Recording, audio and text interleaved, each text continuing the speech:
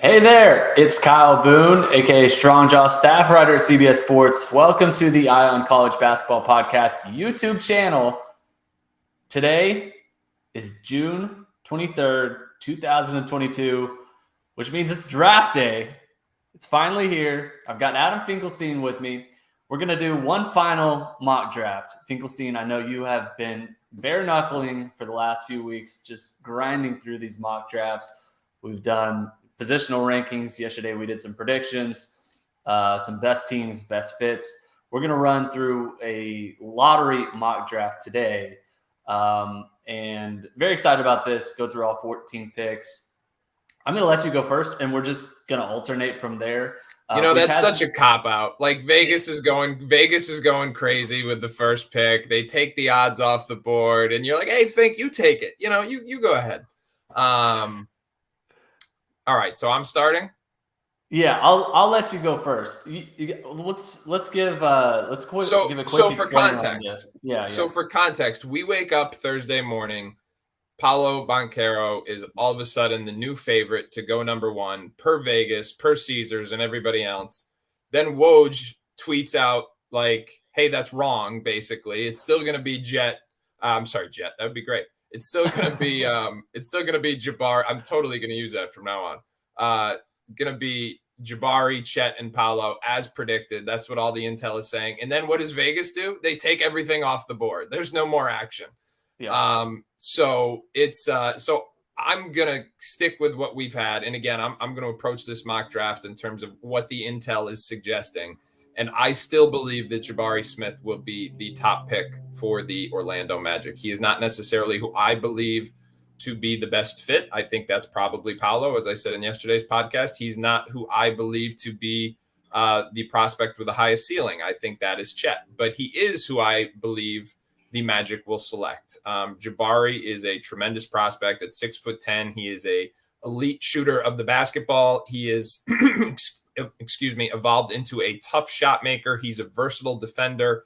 He has really started to click athletically within the last year, just made a ginormous jump over the course of his freshman season at Auburn, because while he was always a five-star prospect throughout his high school career, he was not considered in quite the same category as Chet and Paolo. So for him to jump over them in 1 year in college and end up being number one would be quite a testament to just how much better he got in his year at Auburn.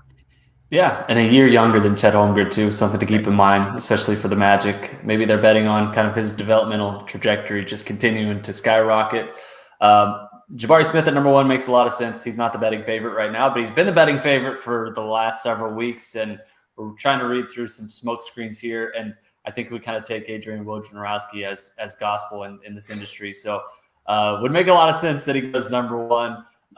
Sticking with that, OKC at number two, Woj says Chet Holmgren is the likely pick here. That's who I'm going to pick. I'm going to pick Chet Holmgren. It feels like OKC has kind of been enamored with Chet Holmgren really since they got the number two pick and thought that there was a chance that they could get him. Right. They added backcourt depth last year with Josh Giddey. They already have a star in Shai Gilgeous-Alexander. They really need front court depth. Chet Holmgren is exactly that. He's 7 foot. We kind of know the story with him. He's very skinny, but elite defensive upside. A guy who can shoot the three. A guy who can grab rebounds and run transition. Kind of plays like a guard when he has the ball in his hands. So a really interesting talent. I think. I have Jaden Ivey number one on my big board, but I think I would acknowledge that Chet Holmgren has maybe the highest ceiling of anyone in this draft. And you're OKC. I think you're trying to take a swing here to try and expedite this rebuild. So happy to take him at number two. You're up at number three. I know who you're going to take here for the Houston Rockets. All right, so I have a follow up to your number two. Yeah. I want to know that if Orlando takes Paolo.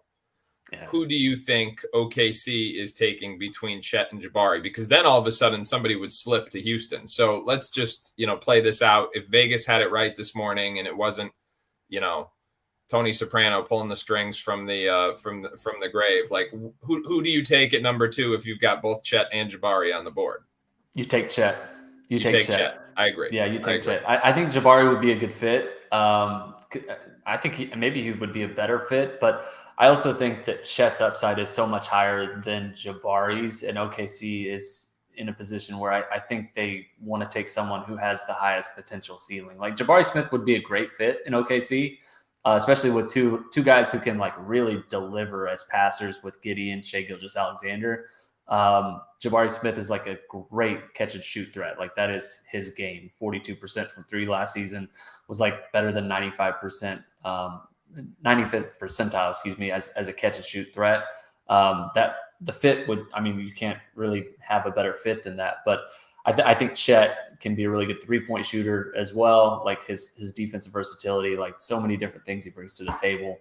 I've already talked myself into OKC drafting Chet Holmgren. Perfect. I don't care if Jabari is on the table. I'm taking No, Chet. I agree. I think Chet to OKC seems the most likely scenario. I am starting to like think more about the Jaden Ivey fit more, because we talked yesterday about how the fact that Sam Presti loves to invest in, if there's a highest level athlete on the board, historically speaking, it's somebody that he is willing to invest in and believes in their player development program enough to help those guys along. So in my mind, I'm saying like, all right, Jaden Ivey next to Josh Giddey and Shai Gilgeous-Alexander, like that works too. You know, I mean, you say like at some point you're like, all right, I'm not sure if there's enough perimeter shooting there, but you know, that's not broken. That's an interesting, intriguing kind of backcourt for the foreseeable future.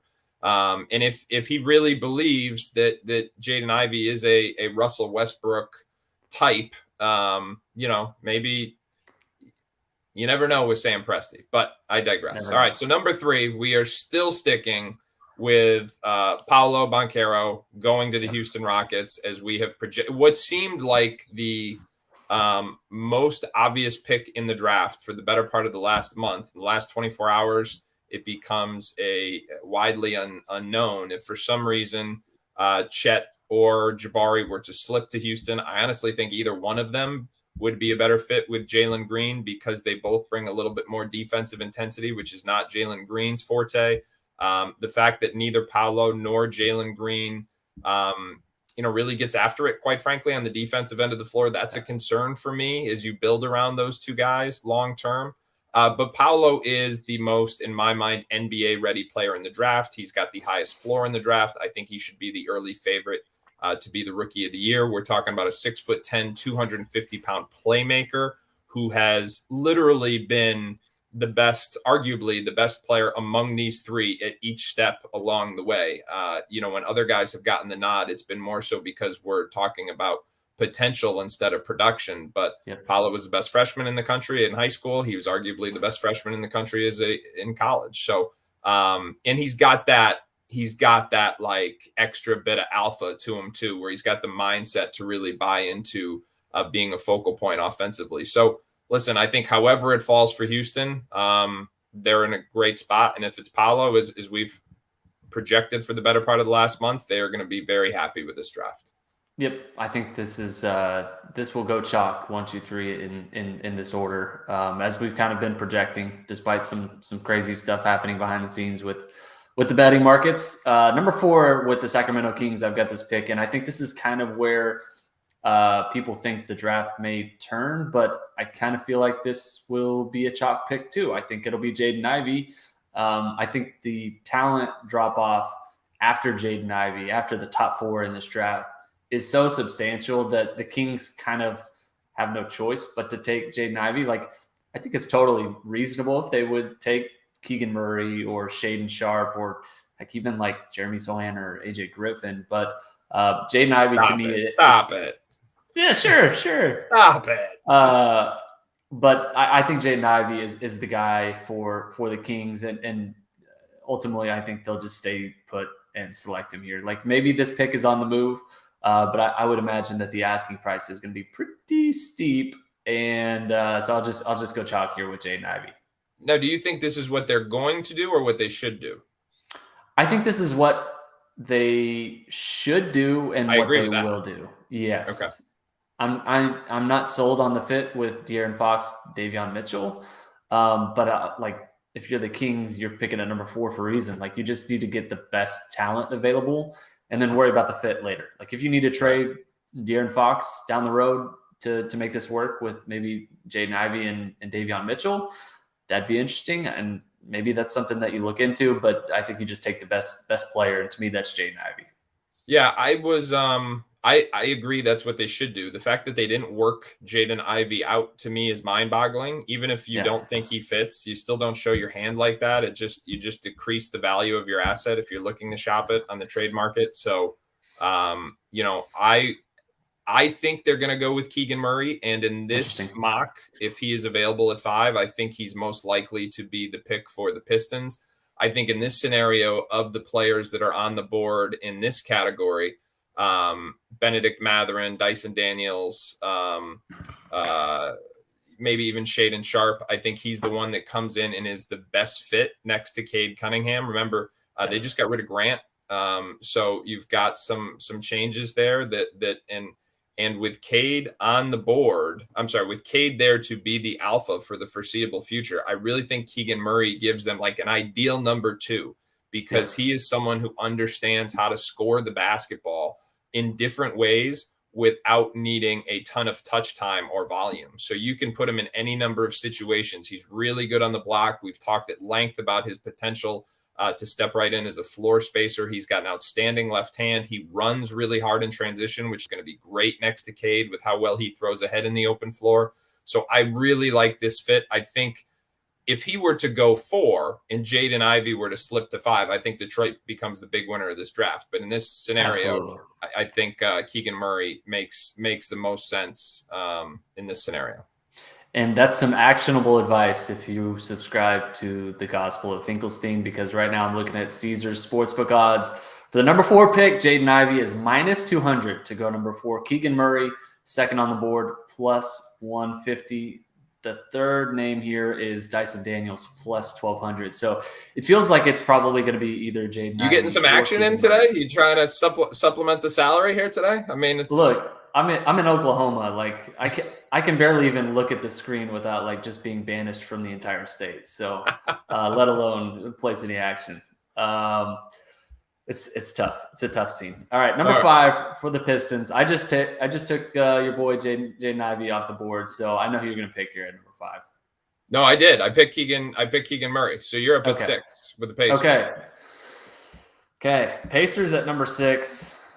This is going how I expected it would go so far. I'm going to take Benedict Mathurin at number 6. And this is someone who I maybe thought would be available in like the 8 to 12 range as opposed to like the 5 to 8 range. But I'm buying the late rise with Mathurin. He's got great size.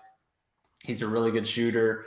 The athleticism is really good. And the stuff I think that we saw from him kind of creating off the bounce and doing a lot of different things, I think it's going to translate to the NBA level. So the fit would be, I think, really good too with the Pacers next to Tyrese Halliburton. Like pretty much anyone can fit next to Tyrese Halliburton, but I think Mathurin in particular is a really interesting and solid fit. So you can kind of establish and solidify your backcourt of the future, grabbing Mathurin here at number 6.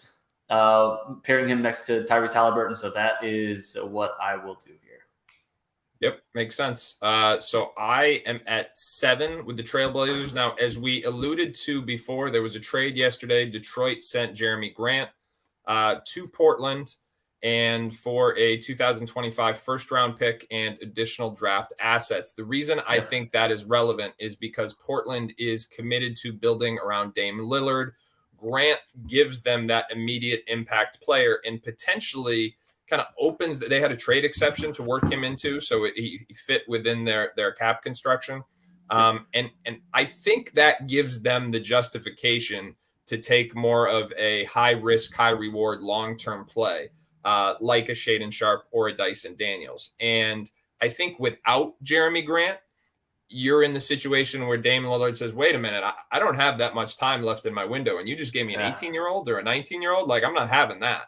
But I think, again, you got Jeremy Grant. That appeases that need. And now you can take the long-term stock. And so then it becomes, in my mind, do you want Dyson Daniels or do you want Shaedon Sharpe? There's some differences of opinion here. I'm going to go with Shaedon Sharpe. I'm going to buy the length, the athleticism. I'm also buying the shot making potential. I think he's got a chance to be a tough shot maker, and I think people are just talking about the physical attributes. I think he's more skilled than people are maybe talking about, which is reasonable because no one's seen him play in a year. So, but for me, I think add it all up, and this would make sense for Portland at 7. Yeah, I like it. I think I would split the difference and maybe go Dyson Daniels here, but the upside of Shade Sharp is so high. I think the shot making is very real, and honestly, I think he could be someone who could contribute like pretty early. This is a guy who did not play in college last season. It's going to take him some time, I think, to kind of reestablish himself, but the size, the athleticism, the scoring ability, I think is all going to translate. So at number 8, I am on the clock for the Pelicans, and I'm going to take Dyson Daniels, someone who I would have been happy to take a pick earlier.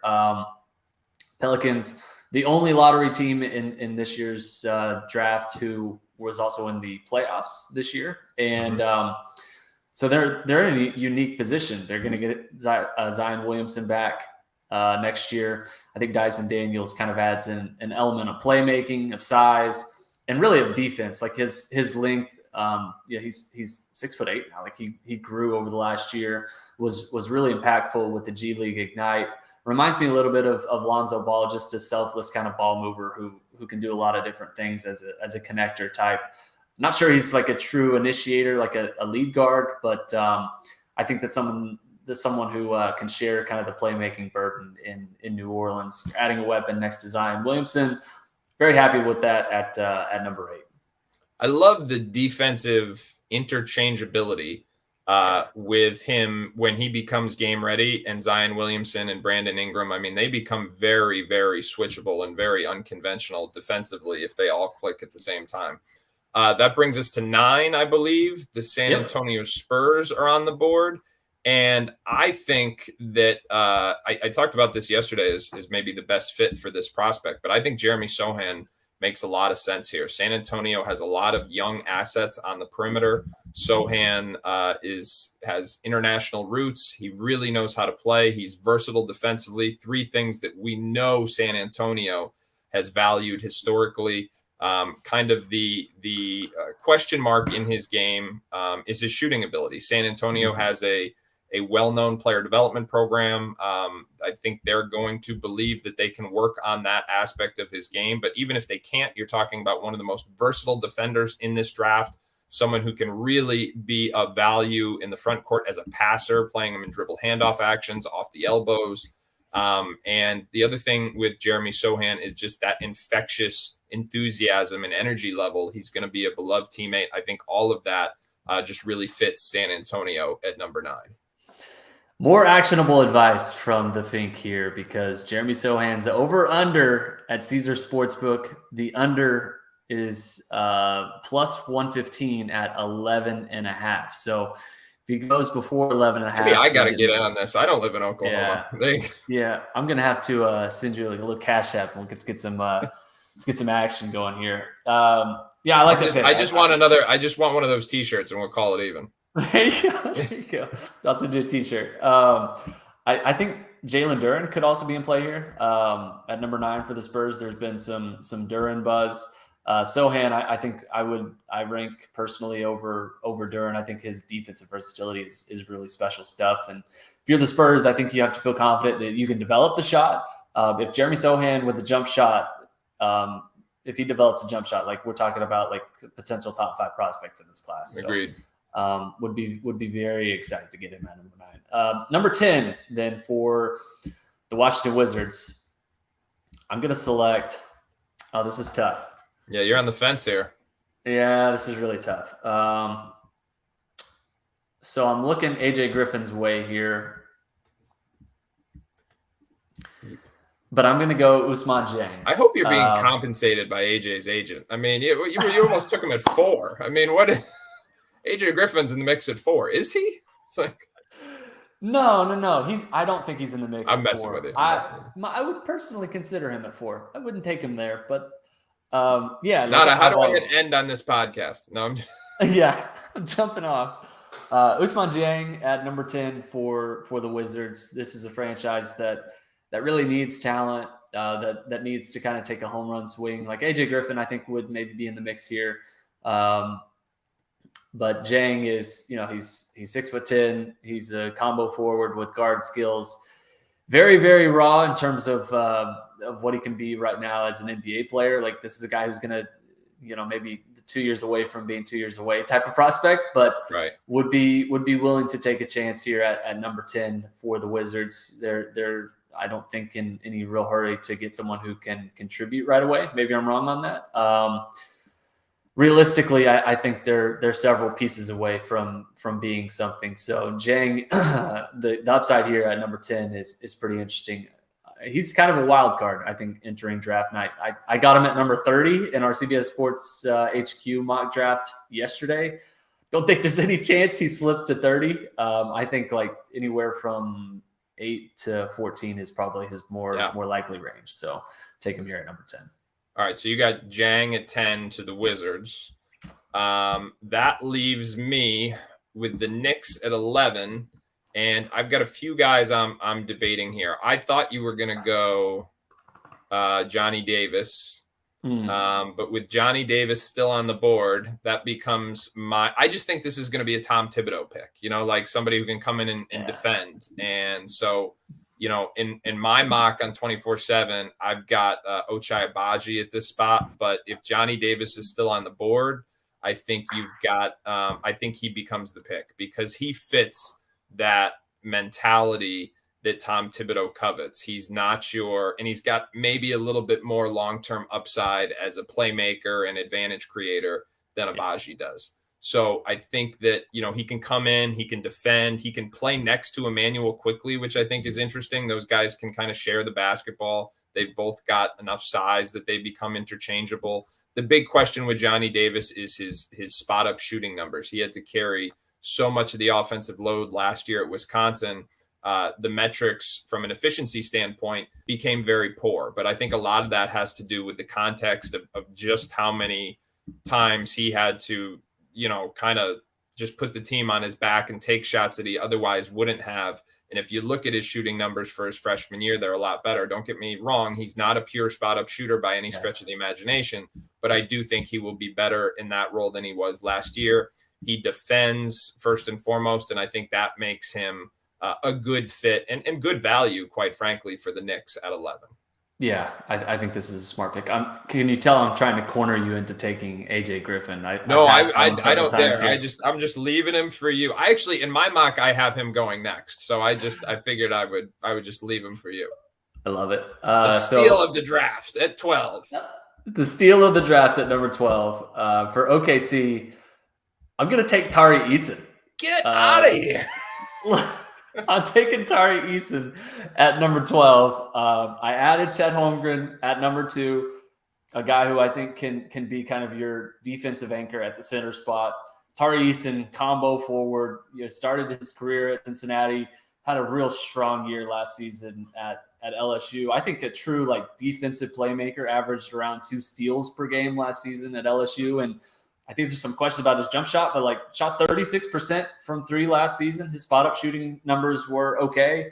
I think if he reminds me a little bit of Jeremy Sohan in this class, a guy who is maybe missing a reliable jumper, but a really good and versatile defensive player who OKC still needs to add some talent in the front court. Obviously, I think he's a guy who can be another plus defensive add alongside Chet Holmgren. So yeah, I'm passing on AJ. I'm not buying it for a second. That's not who you would take. All right. 13, the Hornets. I'm not even talking about that. 13 to the Hornets.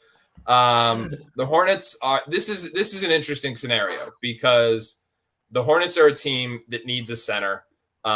They have 2 picks. And with both Mark Williams and wait, did you take Darren already?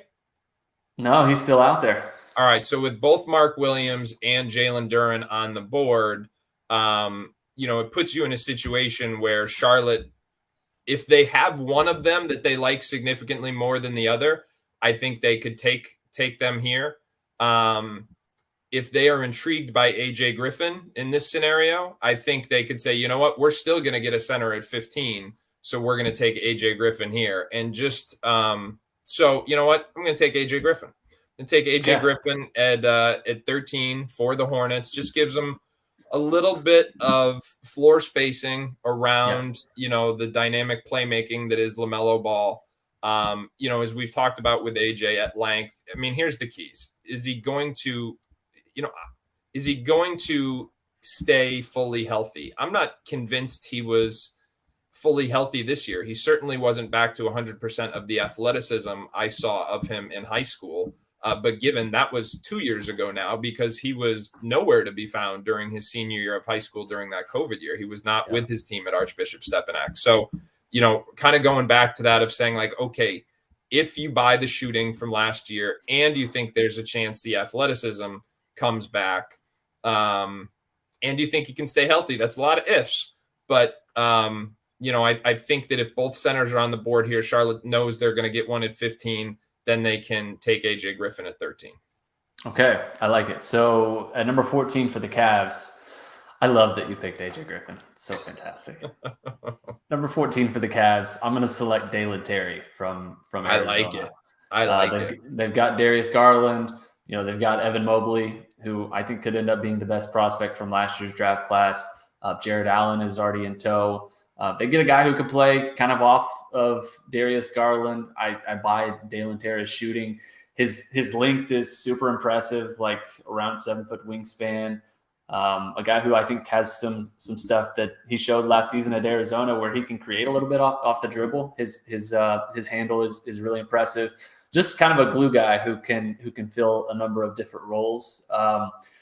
Has star potential too. And so at number 14, like I really like him. This is a guy who is very self-confident. If you watch some of his tape, that really kind of stands out. Like there's a highlight of him just like flashing the tongue after he hits a three, like just a very cocky, confident player who knows who he is. I think he's going to be a really good NBA player, would fit kind of what this Cavs organization is looking for.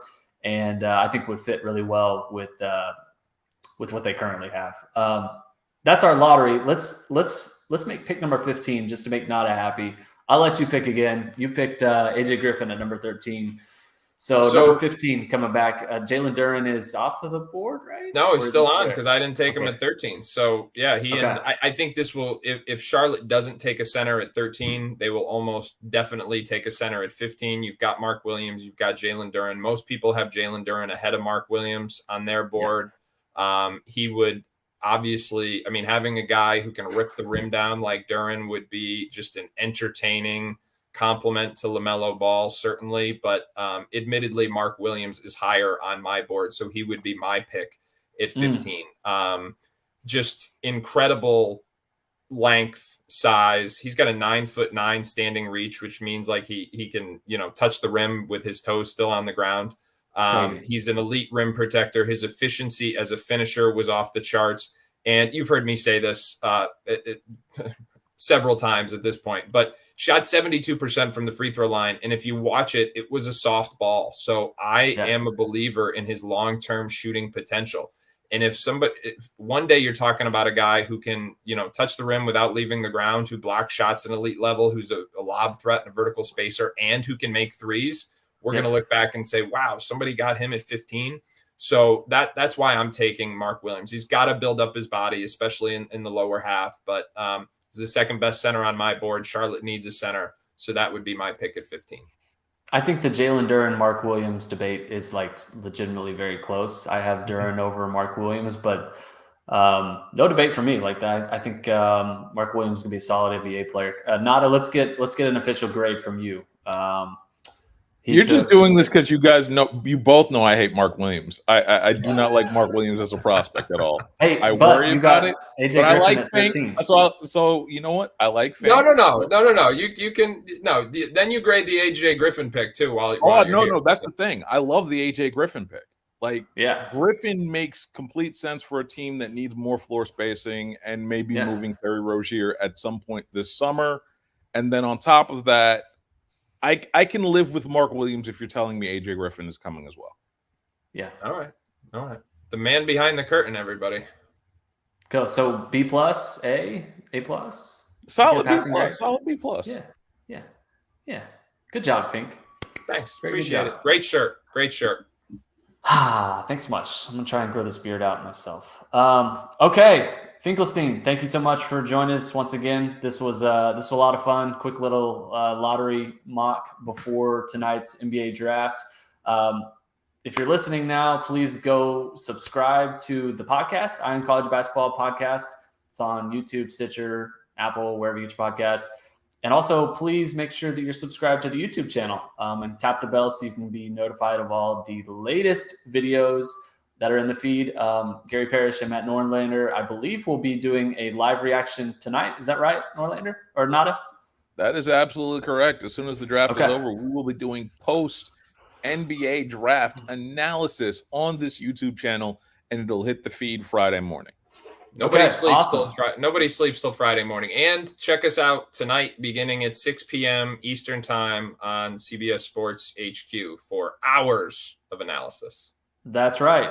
Finkelstein will be on our featured coverage covering the NBA Draft Live. He'll be giving an analysis of a lot of picks, kind of some scouting reports, some pro comps, a little bit of everything.